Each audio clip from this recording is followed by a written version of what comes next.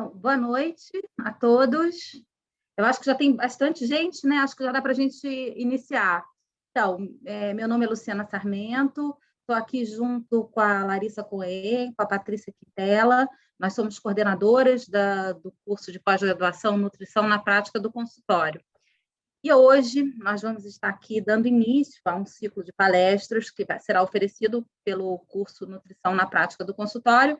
E a gente está aqui com um grande mestre, o Daniel Schrein, é uma honra estar com ele, muito obrigada.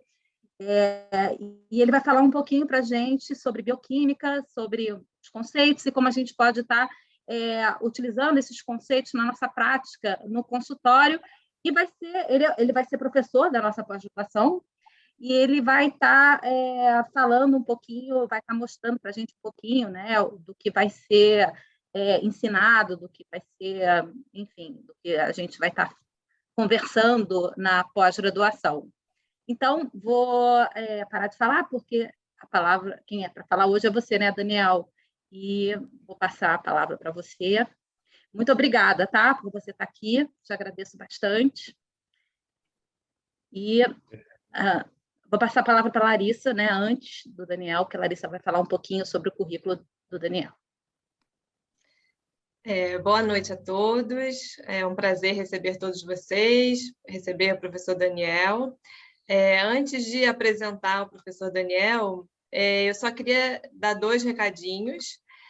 O primeiro é para lembrá-los que a gente está fazendo esse ciclo de palestras, então hoje a gente está abrindo, né, com chave de ouro com o professor Daniel, mas no dia 8 de junho nós teremos aqui conosco a professora Aline Monteiro, e a Aline vai falar um pouquinho sobre uma nova abordagem do paciente no consultório de nutrição, né, com todas as questões atuais, com uma visão integrativa do profissional nutricionista. Então, dia 8 de junho, às 20 horas.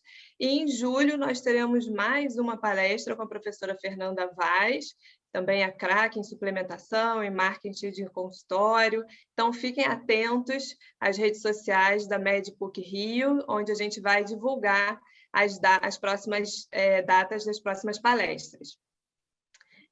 E o segundo recadinho que eu queria passar é que a gente vai deixar as perguntas para serem colocadas no chat, e no final da apresentação nós vamos selecionar algumas perguntas para passar para o professor Daniel.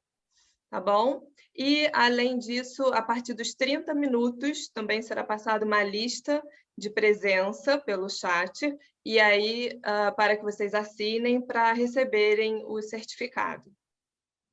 Então, agora eu vou apresentar o professor Daniel Schrein, mestre em Alimentos e Nutrição pela Unirio, especialista em Nutrição Esportiva e Fitness Corporativo pela UFRJ, professor de Nutrição Esportiva e Avaliação Nutricional, graduação UNIG, Rio de Janeiro e Celso Lisboa, Rio de Janeiro, professor de tópicos avançados em nutrição esportiva, pós-graduação do Estácio de Sá, ILH e FABA, ex-membro do Departamento Médico da Confederação Brasileira de Atletismo, consultor nutricional esportivo em Copacabana e Barra da Tijuca, Rio de Janeiro.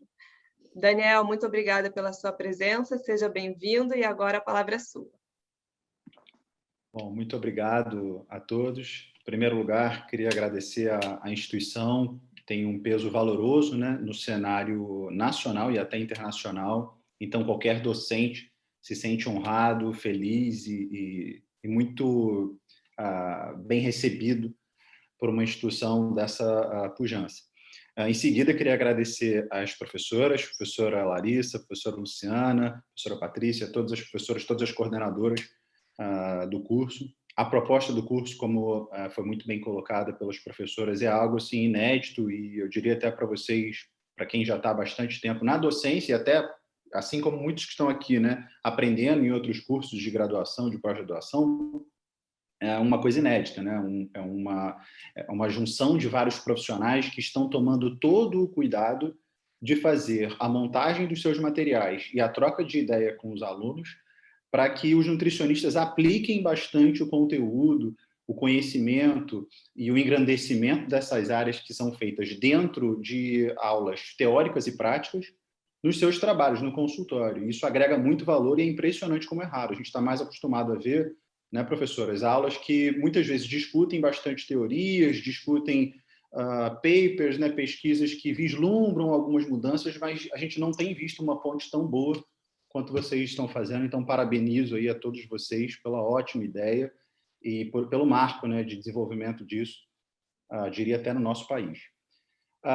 Não posso deixar de agradecer a Larissa, que a Larissa, além de uma amiga imensa, uma irmã muito querida, uma professora que eu admiro muito, uma colega que eu admiro muito, né, e sempre abriu portas para mim. Então, eu faço questão de deixar ela um pouco corada mesmo, porque ela é super amiga, super querida, amo ela, a família dela, são demais. Obrigado, Larissa. É sempre um prazer estar aqui. Você que é top.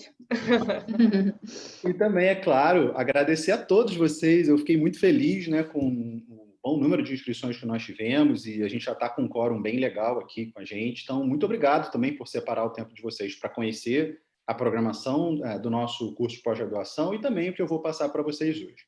Certo? Eu preparei um materialzinho para compartilhar a tela aqui com vocês, eu já vou começar a compartilhar e espero poder contribuir de alguma maneira na vida de vocês, apresentar alguns tópicos para que vocês, de fato, já comecem a aplicar também na vida de vocês e botar, evidentemente, sempre algumas dúvidas, algumas reflexões, que para pessoas de senso crítico, que todos que vocês são, sempre é importante, sempre vale a pena. Então, eu vou começar a compartilhar a minha tela com vocês, para que vocês possam ver a apresentação. Essa apresentação que eu estou compartilhando com vocês, e como foi muito bem colocado aqui pelo Departamento de Medicina da PUC, ao qual eu também agradeço o convite, essa apresentação eu vou deixar junto às coordenadoras da pós-graduação e conhecendo, evidentemente, mais o curso, mais após, vocês podem aí abordá-las para que esse material possa ser eventualmente disponibilizado. A Larissa já, de maneira muito gentil, apresentou mais ou menos como foi minha vida.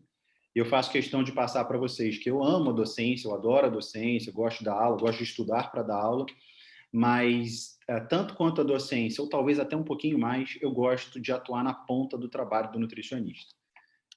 Eu já atendo há bastante tempo, eu acho que seria bastante tempo, não tanto quanto outras grandes colegas renomadas que estão aqui, mas eu já vou daqui a pouco completar uns 15 anos de atendimento e ao longo desse período conseguir reunir uma experiência legal para poder discutir com alguns colegas, aprender também, mas quem sabe poder contribuir.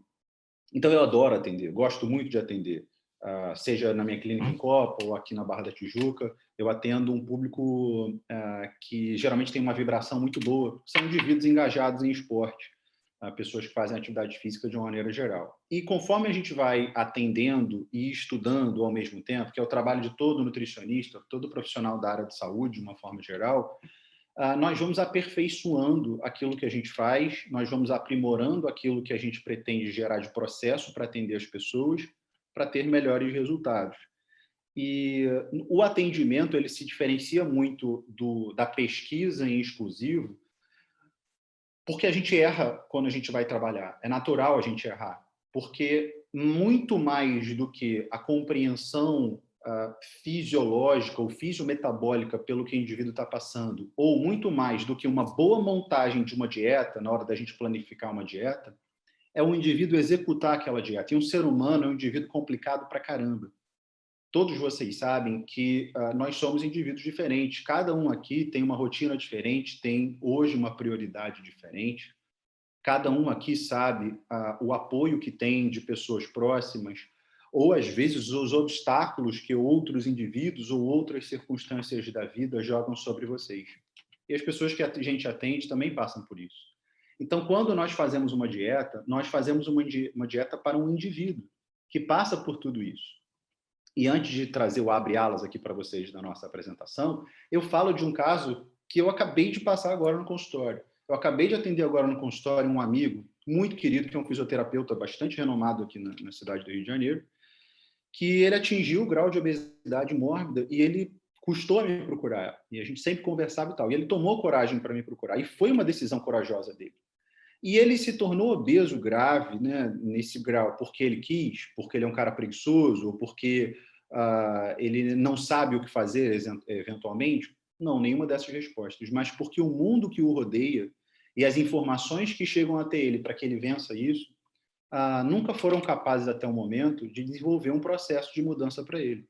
Eu acho que esse é mais o papel do nutricionista. Muitas informações, até assertivas, que nós nutricionistas falamos, elas são, às vezes, bem veiculadas, até de maneira bem ampla.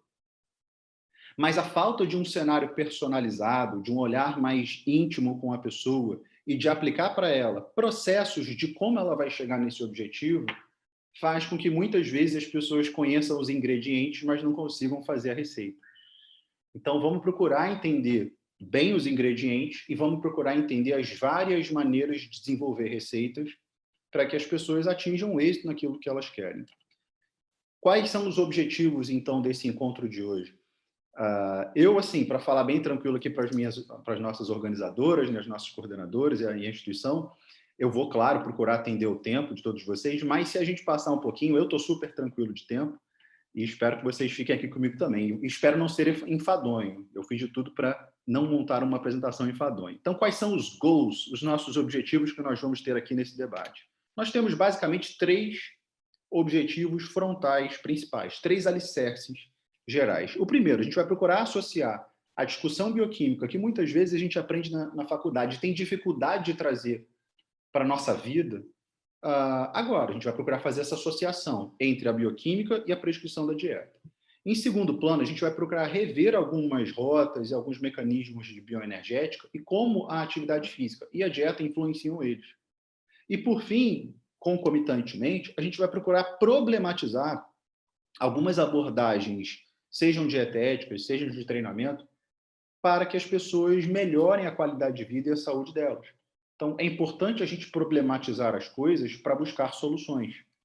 Então, percebam, essa imagem que vocês estão observando aí é uma imagem de uma ressonância magnética de indivíduos diferentes. Né? Do lado esquerdo, né? Deixa eu pegar uma canetinha aqui para a gente falar juntos. Do lado esquerdo, vocês estão vendo uma pessoa que tem claramente uma massa corporal gigante, uma massa corporal muito maior. Quando eu falo em massa corporal, a gente pode chamar de peso.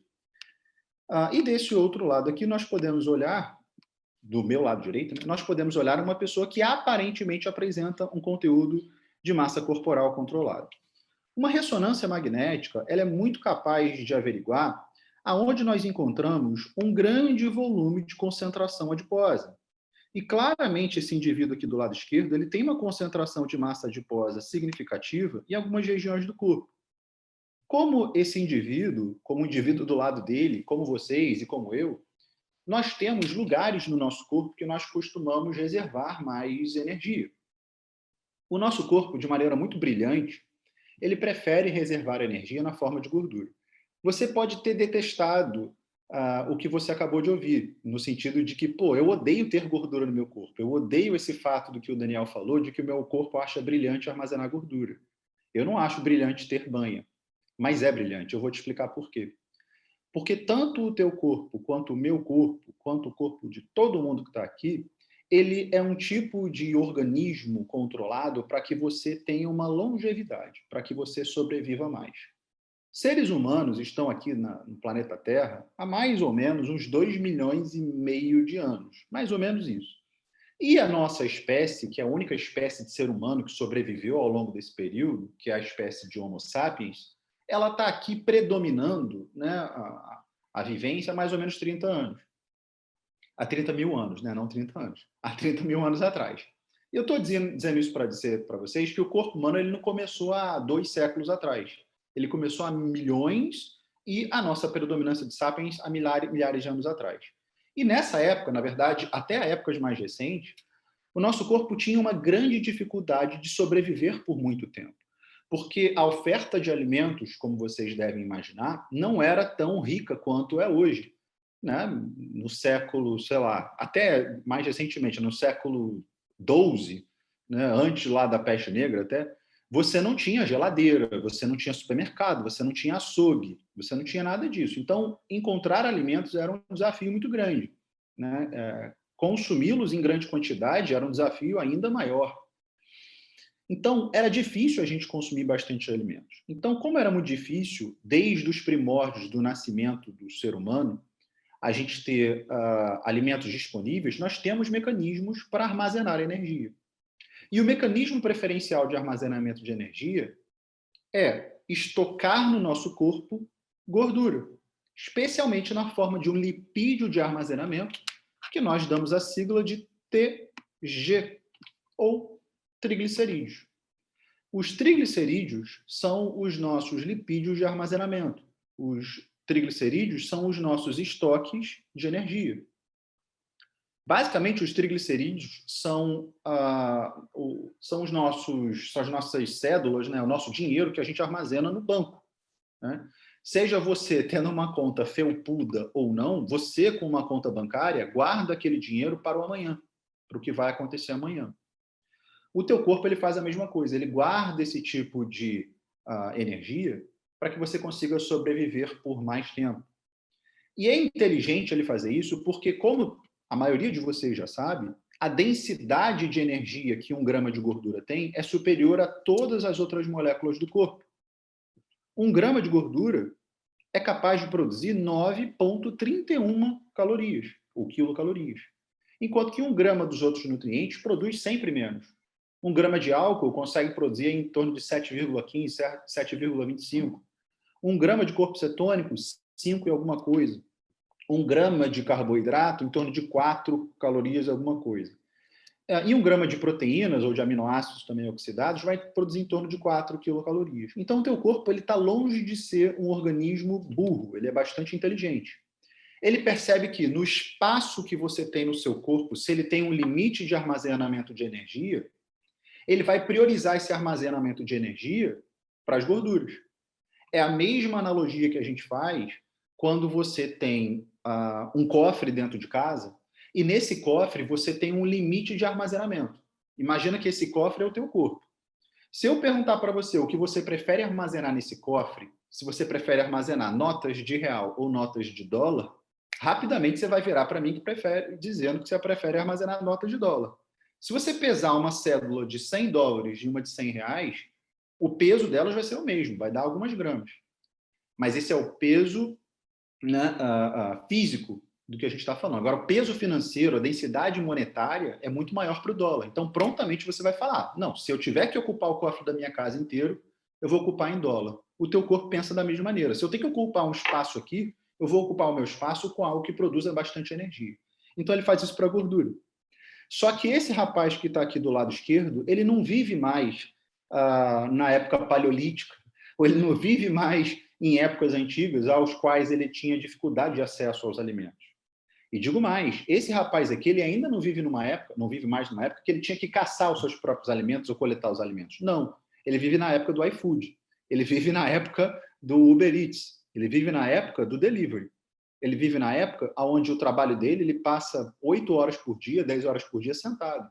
Ele vive numa época de pandemia que ele procura ficar mais dentro da sua residência, tendo menos contato e se aglomerando menos com as pessoas, então gastando menos energia.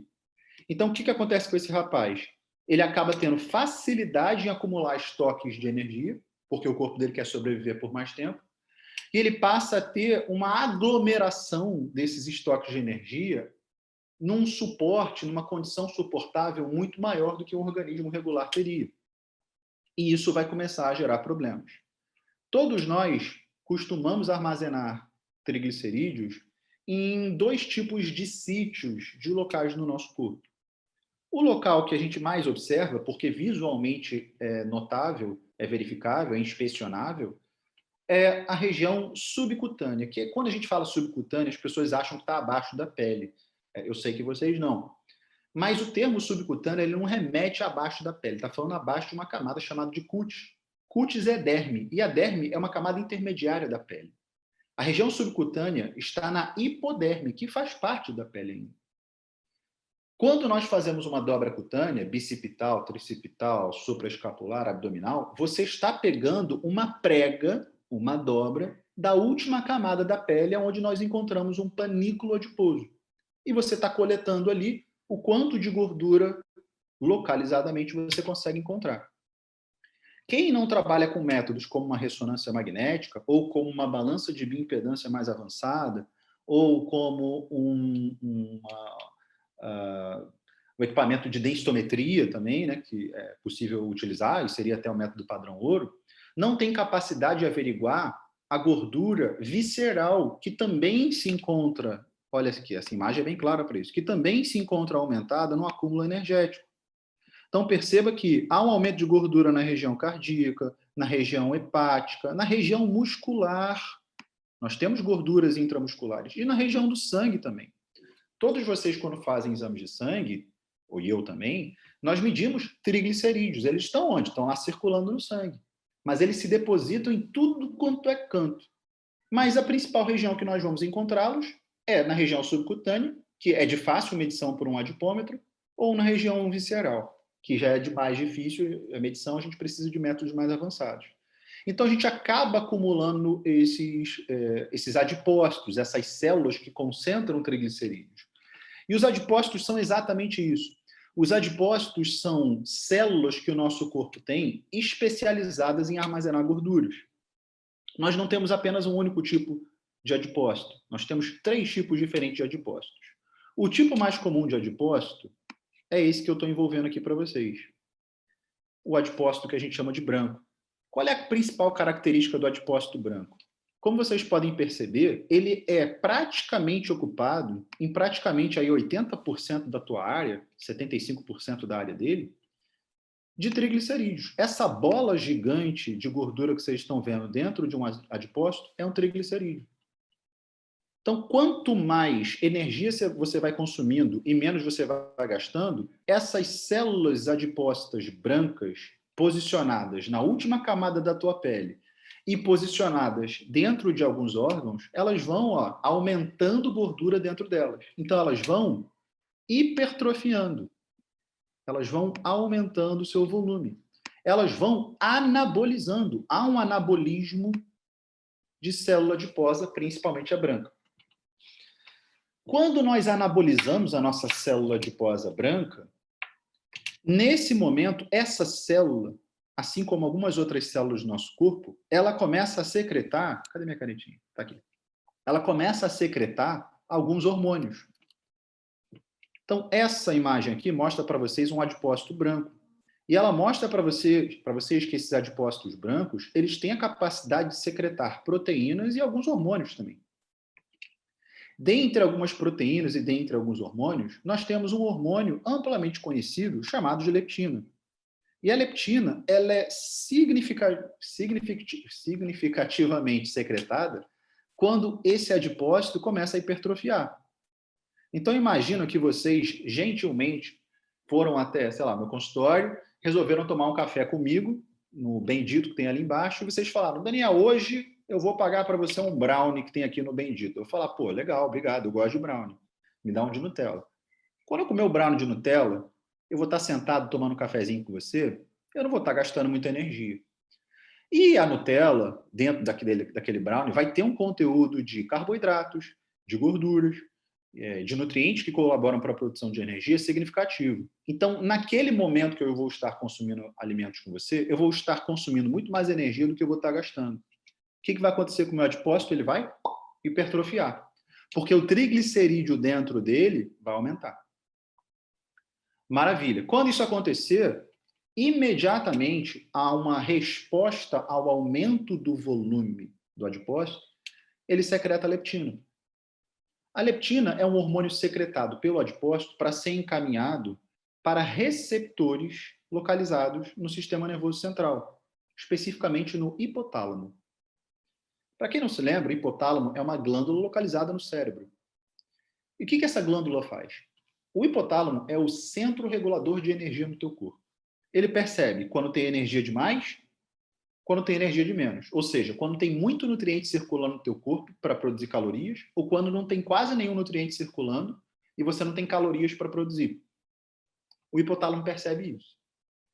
Então, o hipotálamo ele consegue ouvir este hormônio, e quando eu falo ouvir, eu falo entre aspas, porque é importante a gente ressaltar e relembrar, para quem não se lembra, que os hormônios que são produzidos pelo nosso corpo, eles são mensageiros de informações, eles são mensageiros químicos de algumas informações. A leptina, um hormônio secretado pela gordura, ele é um mensageiro de que você está comendo demais. Ele é um mensageiro da célula adipócita para o cérebro, dizendo que a tua banha está aumentando. Como eu disse para vocês, no nosso cérebro, no hipotálamo, existe um receptor. O que é o receptor? É uma proteína que vai entender a informação da leptina. Se você, assim como eu e outras pessoas que estão aqui me ouvindo, se você não apresenta nenhuma doença inflamatória estabelecida, nenhuma doença crônica estabelecida, como diabetes, como a própria obesidade, como diferentes tipos de câncer, como hipertensão arterial, as doenças crônicas mais faladas, esteatose hepática. Se você é um indivíduo que não tem estabelecido e instalado no teu corpo um processo inflamatório, esses receptores cerebrais, eles vão entender muito bem a mensagem da leptina. E aí o hipotálamo vai entender que o teu adipócito hipertrofiou e a leptina vai gerar um estímulo do hipotálamo, gerar para você saciedade. E aí o hipotálamo, como cérebro, ele vai estimular você a querer comer menos. E é a hora que você está terminando o brownie e você fala, putz, estou cheio, comi demais.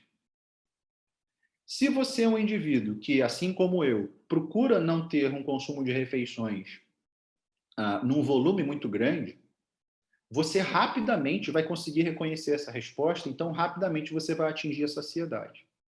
Agora, se você, assim como eu, num outro momento da minha vida, esteja tendo um consumo de alimentos muito grande, muito significativo, muito descontrolado, o que vai acontecer é que esses receptores do hipotálamo, localizados no cérebro, eles vão ter dificuldade de compreender o que a leptina está informando.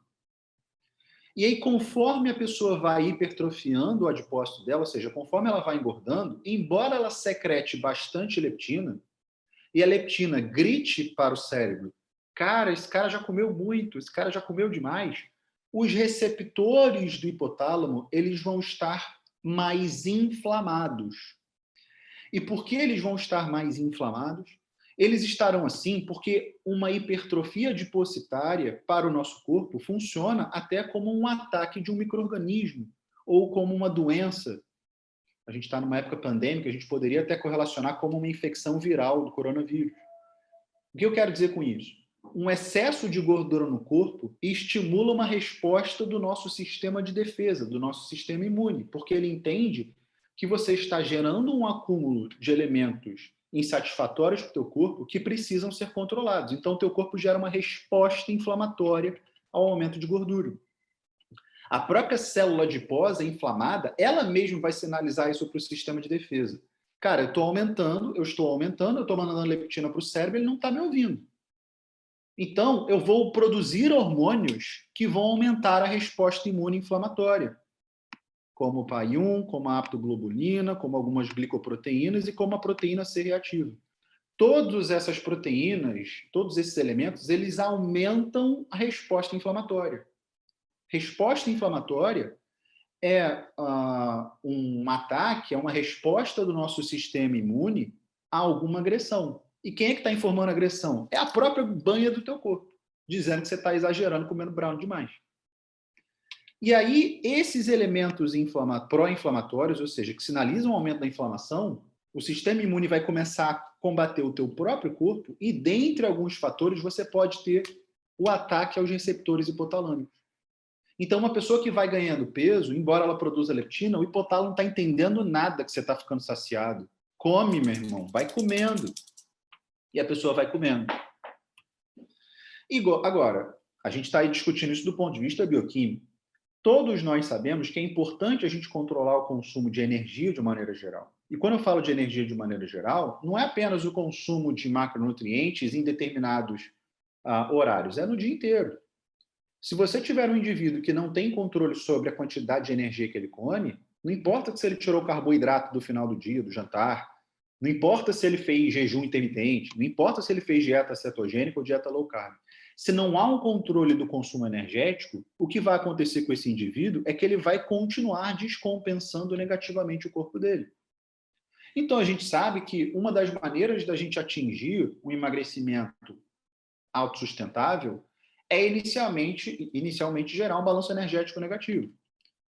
Toda a população sabe disso. Isso não é novidade para qualquer indivíduo que não estude na população. Minha mãe sabe disso, meu avô sabe disso. Todo mundo sabe que você tem que consumir menos energia do que você gasta se você quer perder peso. Só que o processo de emagrecimento, ele não depende apenas da dieta. Ele depende de uma porrada de fatores. Esse é um artigo publicado em 2015 na Nature, que mostra a multifacetagem, né? O ataque multilateral que um indivíduo que trabalha na área de saúde, que quer comprometer o peso do indivíduo, precisa estar atento.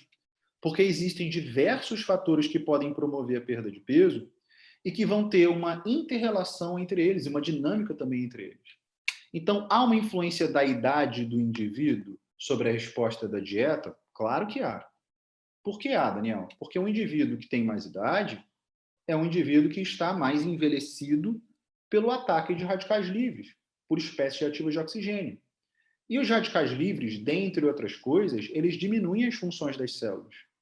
Então, por exemplo, o indivíduo que está entrando na fase de idoso, né, na terceira idade, esse é um indivíduo que passa por um período maior de fragilidade, aonde ele tem um gasto de calorias basal menor do que um indivíduo jovem, porque ele vai ter um conteúdo de tecido magro inferior, ele vai ser menos hidratado e ele vai ter um estímulo a maior deposição de gorduras, além de também ter um estímulo a maior perda de minerais ósseos. As mulheres, quando entram nessa faixa etária, né, da terceira idade, começam a ter um processo de hiperestrogenemia menor, diminui a produção de estrogênio. E homens também produzem menos hormônios androgênicos. Isso culmina em problemas de produção de massa muscular, de produção de massa óssea e de estruturação de vários tecidos. E aí você pega esse idoso e faz um planejamento alimentar semelhante ao indivíduo adulto, faz a mesma dieta, do mesmo jeito, você está equivocado. Isso é uma das coisas que se discute na pós. A personalização do planejamento alimentar de acordo com a idade do indivíduo. Você precisa de estratégias que respeitem a idade. Outro detalhe é o comportamento dos indivíduos. E quando se fala comportamento, se fala em comportamento alimentar e também se fala de cotidiano. Eu atendo alguns médicos, como estão aqui também prestigiando nosso evento. Tem vários médicos cirurgiões que eu atendo que, dentro de sua rotina, eles não podem parar para ficar se alimentando a todo momento, de 3 em 3 horas, de 4 em 4 horas.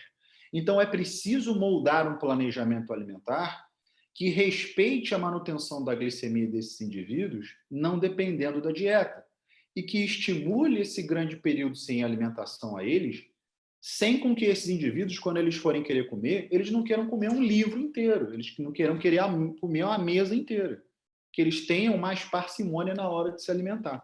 Meu gato aqui está fazendo barulho. Perfeito? Então, existem vários fatores. A composição corporal, o estado nutricional do indivíduo atual influencia. Se você está atendendo um indivíduo que tem mais massa gorda, como a gente estava mostrando agora, ele não tem uma sensibilidade aos nutrientes da dieta como um indivíduo eutrófico. Deixa eu olhar a hora. Então, a oferta de nutrientes e a oferta de outros nutrientes estratégicos ela é diferente. Muitas das vezes, indivíduos obesos, mesmo entregando dietas hipocalóricas, eles tendem a ter uma resistência ao emagrecimento porque eles estão significativamente inflamados.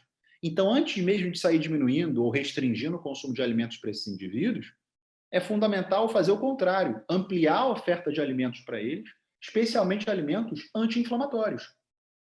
Hoje se fala muito em modulação intestinal, que é algo bem polêmico até, diga-se de passagem, mas a microbiota intestinal também representa algo importante no emagrecimento e na saúde das pessoas. Você imagina que o indivíduo que tem uma concentração de bactérias malfeitoras, deletérias no intestino deles, o teu sistema imune, o sistema imune dessas pessoas vai ficar competindo com essas bactérias indesejáveis para que você tenha um equilíbrio intestinal para saber absorver nutrientes. Se o teu sistema imune está perdendo tempo lá, o que você acha que está acontecendo com o resto do teu corpo? Lembre-se que o indivíduo está obeso, então ele vai demandar um sistema imune que não vai atingi-lo. Então, a gente vê obesos imunodeprimidos. E a gente vê, às vezes, obesos imunossuprimidos por medicações ou, eventualmente, por suplementos isolados, mas que não resolvem o problema, que é o problema do processo inflamatório, necessariamente.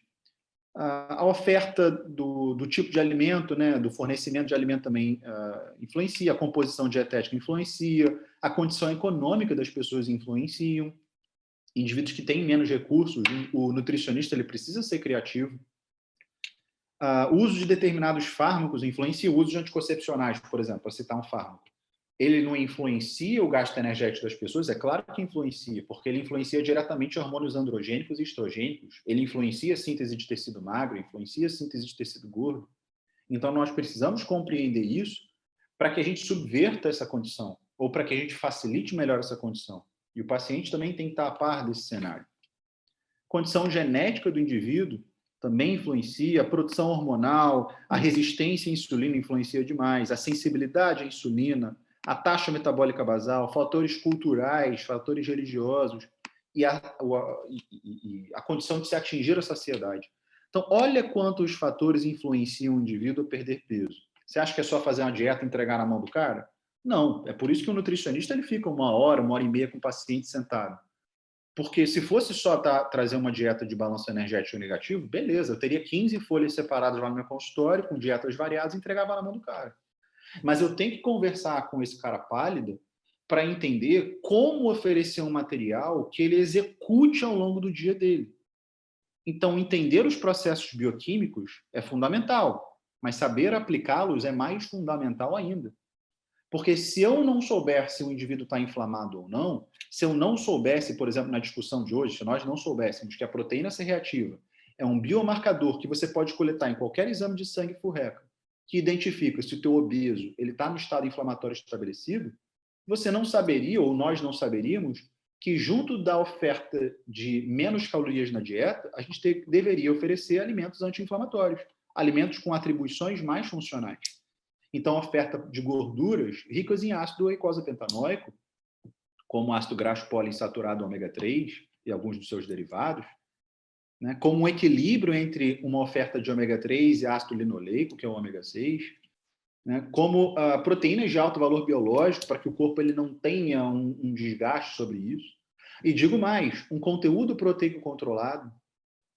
Mostro aqui para vocês, para quem não conhece, um trabalho publicado em 2018 pela Lancet. A gente está falando de uma das revistas científicas de maior fator de impacto no planeta, mostrando um estudo de coorte do consumo de carboidratos low carb ou high carb sobre o nível de comorbidades e mortalidades das pessoas. Então, foi um trabalho divisor de águas na discussão de dietas com restrição de carboidratos ou excedente de carboidratos, para a gente entender se, num longo prazo, essas dietas trazem uma qualidade de vida mais sustentável. E uma das conclusões desse trabalho, que eu super recomendo que vocês leiam, é o fato de que, em ambos os cenários em demasia, em extremo, ou seja, uma baixíssima oferta de carboidratos, quantidades aí inferiores a 2 gramas de carboidrato por quilo de peso corporal, ou quantidades significativas de carboidrato, se você prefere usar o percentual do VET acima de 65% do VET, ambos os cenários aumentam mortalidade e morbidade nos indivíduos no longo prazo. Por quê? Porque a dieta low carb é uma dieta hiperproteica. Por vezes, algumas dietas low carb elas são hiperlipídicas.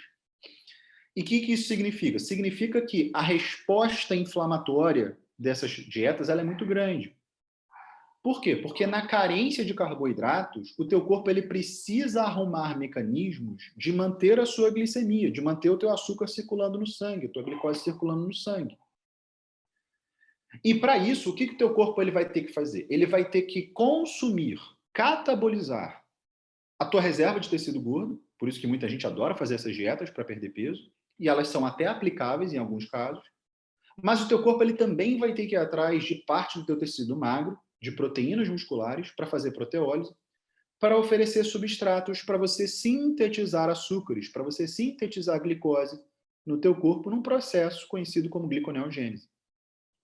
Os 3 principais substratos da gliconeogênese são glicerol. Da onde vem o glicerol? Dos triglicerídeos. Aonde a gente concentra triglicerídeos? No tecido adiposo, principalmente no tecido adiposo branco.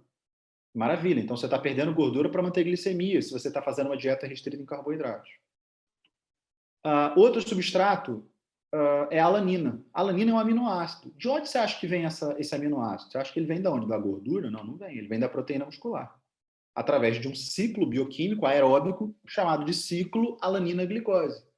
que é o ciclo que depende das transaminases que nós medimos no exame de sangue, TGO e TGP, que fatalmente algumas pessoas acreditam que elas pertencem apenas ao hepatograma, porque são transaminases encontradas no fígado. Mas essas transaminases também são encontradas nos músculos, e quando eu falo os músculos, eu falo músculo esquelético, músculo cardíaco também, e também são encontrados nos rins. Então, se você está diante de um indivíduo que tem TGO e TGP alto, calma, que não necessariamente esse indivíduo está com uma hepatopatia, com um problema no fígado. Ele pode estar com o músculo bastante cansado ou com algum problema renal, e outras circunstâncias que, evidentemente, pela falta de tempo, não dá para a gente discutir, mas na pós a gente discute. Então, a interpretação dos exames laboratoriais também, e a aplicação disso. Então, em resumo, o que eu quero dizer para vocês é que as estratégias dietéticas de restrição de nutrientes, elas devem e podem ser utilizadas. Eu não estou aqui jogando contra a dieta cetogênica, ou dieta low carb, ou dieta paleolítica, ou dieta da mãe Joana. Claro que não. Eu estou dizendo que essas dietas elas devem ser personalizadas. Elas devem ser utilizadas como mecanismo, como instrumento de trabalho do nutricionista, quando ele percebe que aquele indivíduo ele precisa daquele planejamento alimentar e que ele vai se adaptar àquele planejamento alimentar. Se nós estivermos falando, por exemplo, de um indivíduo, deixa eu mostrar essa imagem aqui para vocês, de um indivíduo que pratica atividades físicas, mas que pratica atividades físicas de grande explosão, de alta intensidade, eu não posso oferecer uma dieta com restrição de carboidratos se esse indivíduo quiser desenvolvimento, quiser uma boa performance no exercício físico, porque ele vai precisar de glicogênio muscular e um pouco de fosfocreatina, mas especialmente de glicogênio muscular. Essas dietas restritivas não constroem glicogênio no músculo desses indivíduos. Nessa imagem, vocês estão vendo os substratos que nós utilizamos de energia para que você execute atividades físicas dependendo da intensidade que você está fazendo atividade física. Então, se você tem um paciente que faz atividades físicas explosivas, de musculação, de força e tal, numa alta intensidade, se ele não estiver recebendo uma dieta com uma oferta razoável de carboidratos, ele tem uma tendência a perder desempenho na academia. Tem problema isso, Daniel? Olha, nem sempre.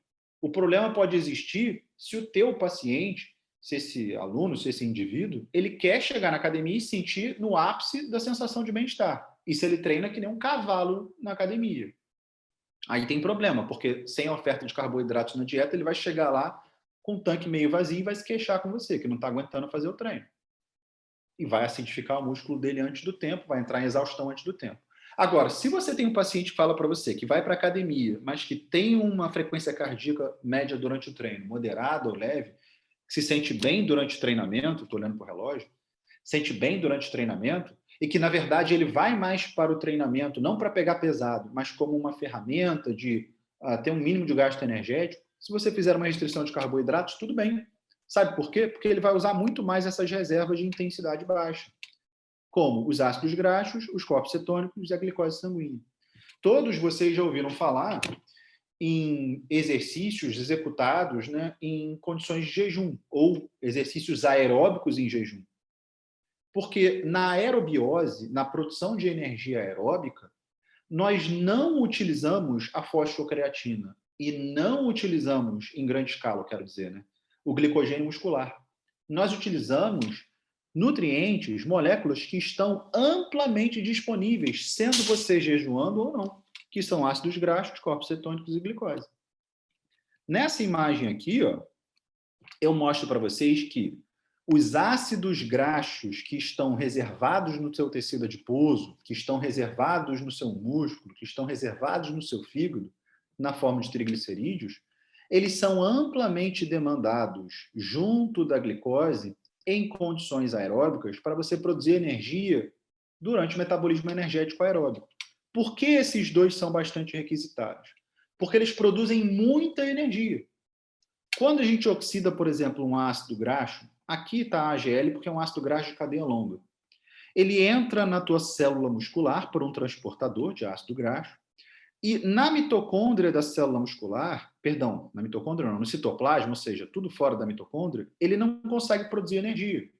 E por que eu estou dizendo isso para vocês bioquimicamente? Porque na prática, quando você faz uma atividade física muito intensa, onde a tua frequência cardíaca está muito alta, você está se cansando muito rapidamente, Você não consegue, naquele momento da prática de atividade física, queimar gordura para fazer energia.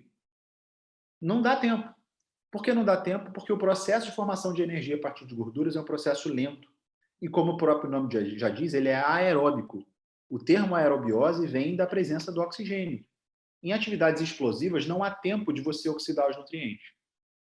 Daniel, você está dizendo na prática, então, que os exercícios de potência, de crossfit, de musculação, de treinamento intervalado de alta intensidade, eles não oxidam gorduras, eles não emagrecem? Não. Eu estou dizendo para vocês que eles podem emagrecer, mas não no ato que você executa esses movimentos. Porque naquela hora você precisa, se quiser uma alta performance, glicogênio muscular e fosfocreatina. Quando você sai do treino, como o gasto energético foi muito grande, o teu consumo de oxigênio, o teu quociente respiratório está muito alto. Então, o teu gasto de gordura pós-treino de alta intensidade, ele é muito alto. O que vai acontecer depois de um exercício físico de alta intensidade até você se alimentar? Esses ácidos graxos, eles vão continuar sendo muito requisitados, muito mais do que eram durante a atividade física, e eles vão conseguir entrar na mitocôndria. Haverá tempo para isso. Você parou de levantar um peso que nem um animal, ou como um animal, super respeitando vocês. Isso acontece por conta de um transportador de ácido graxo chamado de carnitina palmitoiltransferase, ou CPT, CPT1, CPT2, dependendo da posição do ácido graxo. E esse ácido graxo vai entrar na mitocôndria por esse transportador. Esse ácido graxo, quando ele entrar na mitocôndria, ele vai sofrer uma reação que a gente chama de beta-oxidação. Beta tem a ver com as células beta-adrenérgicas. Agora não precisa entrar nesse mérito porque não dá tempo. E aí, na beta-oxidação, o que acontece? Os ácidos graxos, eles são destruídos por enzimas e por alguns elementos da mitocôndria até eles produzirem uma molécula, uma substância chamada de acetilcoenzima A. O acetilcoenzima A é uma substância que é necessária para que você consiga fazer muita energia dentro da mitocôndria. A beta-oxidação não produz apenas acetilcoenzima A, mas é o que ela mais produz. O acetilcoenzima A, ele se condensa com uma outra molécula da mitocôndria, chamada de oxalacetato, que é um cetoácido, e quando eles se juntam, eles formam um outro elemento da mitocôndria chamado de citrato. O citrato ele vai passar por uma porrada de reações que a gente chama de descarboxilação. O que são reações de descarboxilação? São reações de retirada de carbono. Aqui você vai começar a perder gás carbônico. Você já reparou que quando você expira gás carbônico? Sim, porque você consome oxigênio para jogar sobre esse sistema e um dos produtos desse sistema é o gás carbônico, retirado aqui desse ciclo. Só que não é apenas isso que acontece. O gás carbônico está saindo dessas reações ao mesmo tempo que você está liberando uma série de moléculas que contêm hidrogênio. Esse hidrogênio é encaminhado para dentro da mitocôndria, numa área que a gente chama de cadeia de transporte de elétrons. E na cadeia de transporte de elétrons, esses hidrogênios, eles serão elétrons porque eles vão estar carregados e vão estar carregados positivamente, então são prótons. Na cadeia de transporte de elétrons, esses hidrogênios, eles são convertidos a ATP. Em média, as gorduras produzem cerca de 100 ATP. E, em média, a glicose, quando ela é oxidada, ela produz em torno de 38 ATP. Se você fizer uma conta de padaria aí, o que você vai ver? Que dá mais ou menos uma quantidade de 2,5 vezes a mais a quantidade de energia que você produz de uma gordura comparando com um carboidrato, com uma glicose, que é exatamente a quantidade de calorias que a gente acabou de mencionar. 4 calorias é a quantidade por grama de açúcares que a gente produz. Se você multiplica 4 vezes 2,5, dá 9. É a mesma coisa que o ATP, dá mais ou menos isso. Por que em média 100 ATPs? Porque as gorduras são diferentes, tem tamanhos diferentes de gordura. A glicose não, é sempre a mesma. A produção de energia da glicose é diferente. A produção de energia de glicose pode acontecer anaerobicamente, ou seja, fora da mitocôndria, e isso vai acontecer se você estiver precisando de energia muito rapidamente. Se você está fazendo exercícios de alta intensidade, de alta explosão, se você se estressa muito rapidamente, o teu corpo vai pegar uma molécula de glicose, o teu músculo e outras células, e vão converter ela a piruvato. Se você precisa de energia rapidamente, o piruvato vai ser convertido a lactato para que esse sistema seja refeito. Na pós, a gente explica a grande função do lactato, que não tem nada a ver com ácido lático. Eu até fiz uma postagem recente sobre isso no Instagram. Muitas pessoas se confundem entre lactato e ácido lático, não tem nada a ver. Só que se você estiver entrando em aerobiose, aí dando aquele mesmo exemplo da pessoa que faz um treino na academia de alta intensidade para emagrecer, porque não tem muito tempo também para treinar, quer treinar meia hora em alta intensidade, volta para casa, ainda não comeu nada, o que vai acontecer é que o piruvato vai ser convertido pela piruvato desidrogenase a acetilcoenzima A. E a acetilcoenzima A vai fazer esse ciclo de reações também acontecer. Esse ciclo é chamado de ciclo de Krebs. Tá? Só que esse ciclo, quando a gente oxida um carboidrato, ele só gira 2 vezes. Quando a gente usa as gorduras, esse ciclo gira 6, 7, 8, 9, 10 vezes, dependendo do tamanho das gorduras. Uma outra informação legal, que eu sei que eu estou estourando meu tempo, mas fiquem comigo aqui, outra informação legal é que existem também as gorduras de cadeia média, os ácidos graxos de cadeia média, que muitas pessoas adoram, por exemplo, a partir do consumo de óleo de coco ou de óleo de palma, óleo de dendê, né? São muito bem quistos. Por que eles são adorados? Porque as gorduras de cadeia média, em primeiro lugar, elas não precisam de um transportador para entrar na mitocôndria. Elas entram por difusão, por diferença de concentração. Elas são menores. Então, elas são muito mais rapidamente absorvidas pelo teu corpo e produzem energia muito mais rapidamente. Por incrível que pareça, numa velocidade bastante semelhante a carboidratos. Então, aí isso é na discussão bioquímica. Na prática, o que o nutricionista que faz a ponte entre a bioquímica e a prática entende? Ele entende que se ele fizer uma dieta com pouca oferta de carboidratos, ele vai ter que aumentar um pouco a oferta de gorduras de cadeia média, da quantidade de gorduras que ele vai oferecer. Então, imagina que eu fiz uma dieta para vocês, onde o VET da dieta seja de 1.500 calorias, 1.800 calorias, pronto, vai ficar no meio termo, 1.800 calorias. E dessa dieta, 30% seja de gorduras, beleza? 30% de 1.800 dá mais ou menos, caceta, eu vou errar essa conta agora, acho que dá 540 quilocalorias, tá? Finge aí comigo que dá 540 quilocalorias. Se eu quero oferecer uma dieta que tem restrição de carboidratos e mesmo assim oferecer gorduras, eu vou ter que aumentar esse percentual do VET, mas imagina que eu tenho que oferecer isso. Eu não posso oferecer, ou eu não deveria oferecer uma dieta com restrição de carboidratos onde todas as gorduras são de cadeia longa. O ideal é que haja uma divisão, seja 70% a 30%, 50% a 50%, entre cadeia longa e cadeia média, para que haja uma diferenciação de velocidade de produção de energia. É o que a gente tem aí nos principais achados. Então, se uma pessoa vira para vocês, nutricionistas, a maior parte de vocês nutricionistas, e pergunta se óleo de coco ajuda a emagrecer, a resposta de todas essas perguntas tem que ser depende. Eu acabei de dizer num curso que eu dei agora de dieta cetogênica e low carb, que nós temos uma visão, inclusive os pacientes, muito maniqueísta do mundo, que a gente acha que algum alimento tem que ser vilão e algum alimento tem que ser bonzinho. E no final das contas, tudo depende do estado nutricional do indivíduo, depende do comportamento alimentar do indivíduo, depende de todos aqueles fatores que eu mostrei para vocês. E no caso do óleo de coco, depende pra caramba.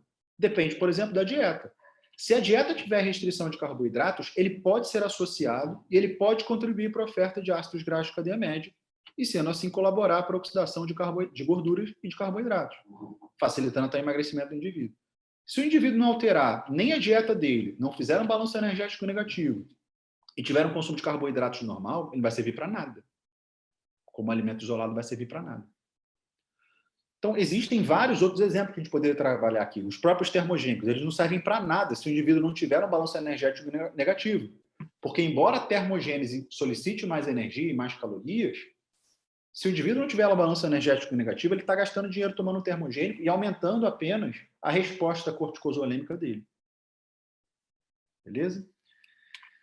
Cara, eu adoraria ficar aqui com vocês mostrando alguns esquemas. Claro que muitas coisas eu acabei falando e coloquei algumas imagens aqui para que vocês possam ver depois da apresentação. Mas o meu recado geral que eu queria passar para vocês aqui é que, compreendendo a produção de energia a partir das nossas reservas energéticas, como a gente falou de reservas de gordura, reservas de glicogênio, não deu tempo de falar de reservas de fosfocreatina, nós conseguimos entender como oferecer uma dieta para o indivíduo e apropriá-lo desse planejamento alimentar. Se você quer que o indivíduo, como exemplo eu dei aqui, né, tenha um rendimento esportivo aceitável, restringi-lo de carboidratos pode comprometer isso.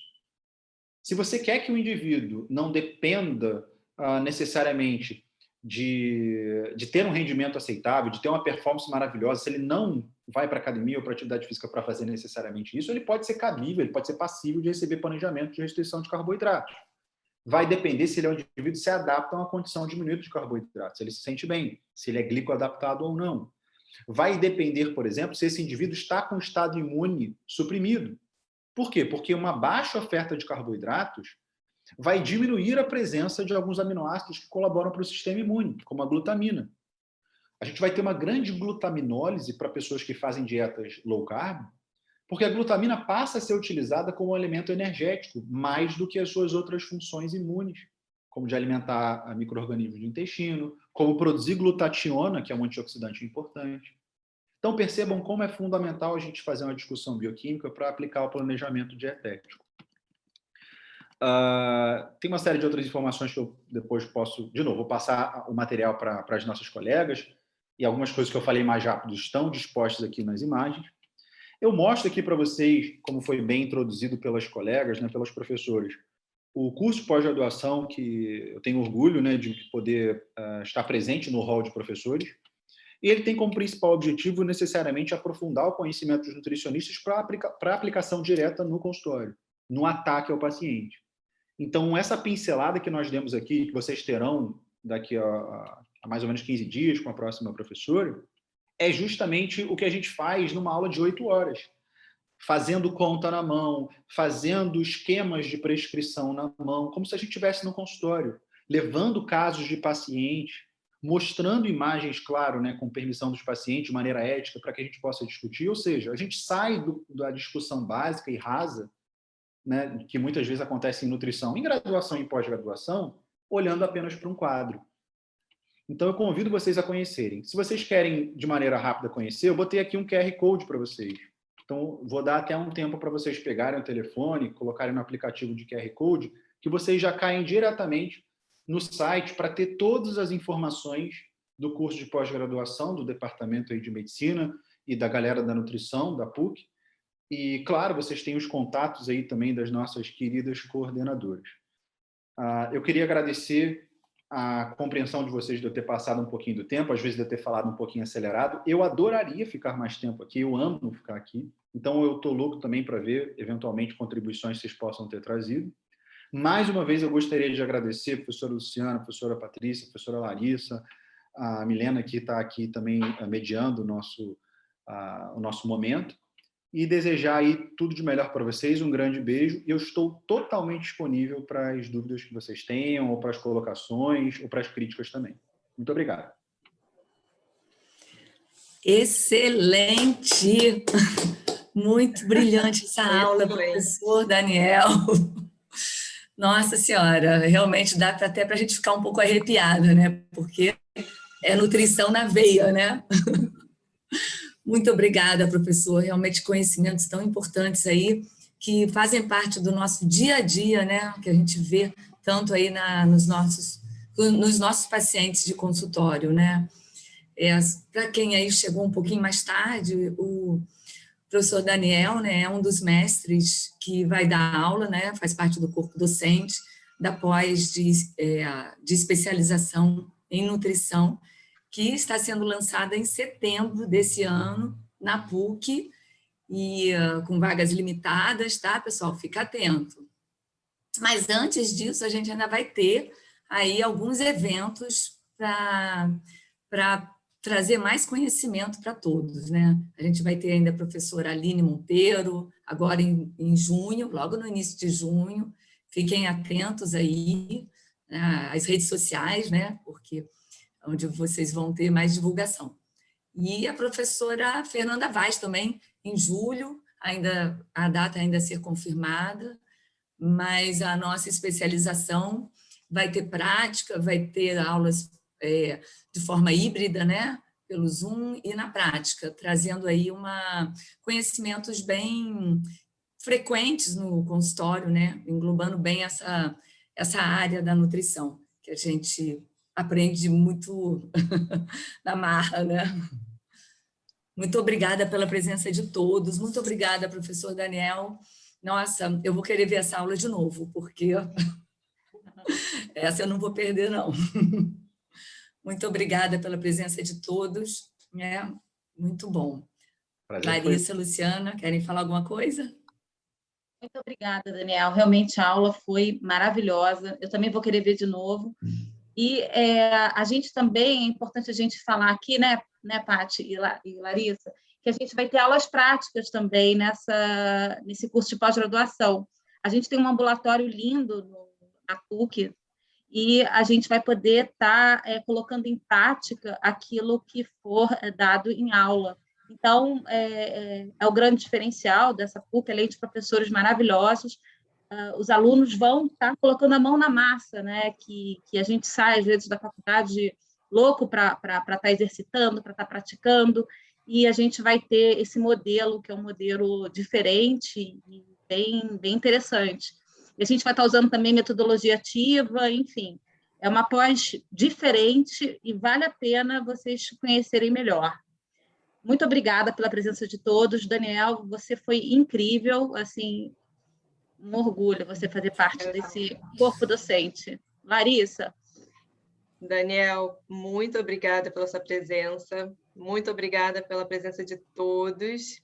Eu queria fazer uma consideração, porque no chat eu fui acompanhando algumas perguntas, elogios, né? E a Débora Levi ponderou muito bem sobre a influência da microbiota, quando você estava falando daqueles fatores todos, né, que influenciam. Não sei se você quer comentar como ela fez essa excelente ponderação. Então, Perfeito, acho que não? seria interessante. Faz todo sentido. Como é que meu gato aqui tá? Aqui. É lindo ele. Lindo. O que ele tem de lindo, ele tem de travesso. A sorte é que minha filha ainda não chegou aqui, senão ela acaba com a aula também. Muito bom, Débora. Com relação ao microbiota, se estuda muito hoje isso. As nossas colegas aqui que também estão presentes certamente poderiam fazer colocações até mais pertinentes do que a minha, mas esse desequilíbrio entre micro-organismos benéficos ou maléficos pode comprometer, em primeiro lugar, a defesa, o sistema imune do nosso corpo e suscetibilizar a gente a também gerar processos inflamatórios, a gerar facilidade em ter determinadas doenças e tudo mais. E como acredito que seja até a intenção da Débora, se eu estiver errado ela pode me corrigir, a dieta influencia muito também, não somente para a presença de micro-organismos deletérios, mas o aumento desses micro-organismos e a diminuição dos benéficos, digamos assim. Então, diversos alimentos fermentáveis ou fermentados, eles têm uma quantidade de ácidos graxos de cadeia curta, que costumam ser os principais nutrientes dos micro-organismos benéficos, como alguns tipos de acidófilos, como alguns tipos de lactobacilos, né, com algumas espécies especificamente, e que, quando há esse desequilíbrio, a gente começa a ter situações mais oportunistas para, por exemplo, diminuir a resposta linfóide do tecido intestinal ou de outros tecidos associados, aumentar a presença de radicais livres e envelhecer não somente esses tecidos, como o resto do corpo. Então, se fala muito, né, meus colegas, hoje de dietas desintoxicantes, né, de uso de estratégias desintoxicantes, que muitas delas são muito bem-vindas e até diversas maneiras de se fazer isso nas dietas nos consultórios. Mas eu diria até que mais importante do que isso seria a gente procurar intoxicar menos as pessoas, né, produzir menos elementos nesse sentido. Então, os produtos industrializados ou produtos contaminados, que contêm muitos xenobióticos, são aqueles que mais certamente agridem aí a microbiota. Então, nesse sentido, eu adoro um fogo, né, uma polêmica, mas nesse caso eu não vou polemizar contigo não, Débora, eu concordo plenamente. Assim, eu acho que é uma discussão que tem que ser cada vez mais falada dentro dos debates e está dentro da pós também, né? Estratégias dietéticas para controle de desbiose, né, de controle de bioma geral, certamente. Muito bom, obrigado pela colocação. Com certeza, esse é um assunto que não é mais do futuro, né? É do presente, a gente já está constantemente, frequentemente no consultório, trabalhando essa questão da microbiota, e esse vai ser um assunto abordado na pós, eu posso dizer que exaustivamente, porque esse assunto está incluído em todos os outros assuntos, né? Então, com certeza, vai ser muito bem esmiuçado, né? Então, eu acho que é isso. Acho que aqui os últimos comentários estão reforçando essas ideias. E é isso, Daniel, parabéns. Acho que o Daniel consegue até deixar um leigo apaixonado pelo ciclo de Krebs, do jeito que ele fala, né? Com tanta paixão, com tanta expertise, que realmente deixa a gente muito tranquilo em tocar nesse assunto que, às vezes, na graduação, deixa todo mundo meio assim já receoso, né? E, então, agradecemos mais uma vez, nos deixamos à disposição para outras dúvidas, pelo site que a gente já colocou no chat da MedPUC Rio. E acho que é isso, a gente pode encerrar com chave de ouro. Abrimos com chave de ouro, fechamos com chave de ouro. Não é? Isso Patrícia, mesmo. Luciana, querem colocar mais alguma coisa? Pois é, perguntaram de novo no chat como é que vai ser o formato da pós.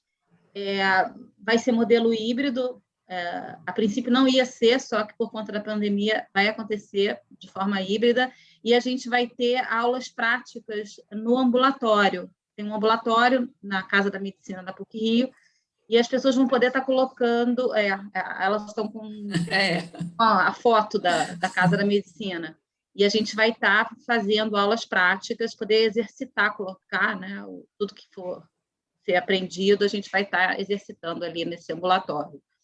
É um ambulatório que tem bastante recurso, eles vão aprender bastante lá. As aulas são mensais e toda sexta-feira, de uma vez por mês, né, vai ter essa aula prática, né, essa parte prática no ambulatório. E sábado, Então, assim. aulas teóricas, né? Sexta-feira, parte da manhã serão as aulas práticas. Sexta tarde e sábado, manhã e tarde, aulas teóricas. Isso. Então, a gente aguarda aí todas, né, para a próxima palestra, para a nossa próxima aula. Boa noite, pessoal. Boa noite, Daniel. Daniel. Boa noite a todos. Muito Boa noite, obrigada. Daniel. Tchau. Obrigada. Tchau. Tudo de bom para vocês. Sucesso. Para você também. Sucesso. Você também. Tchau, tchau. Obrigada, Dani, professor.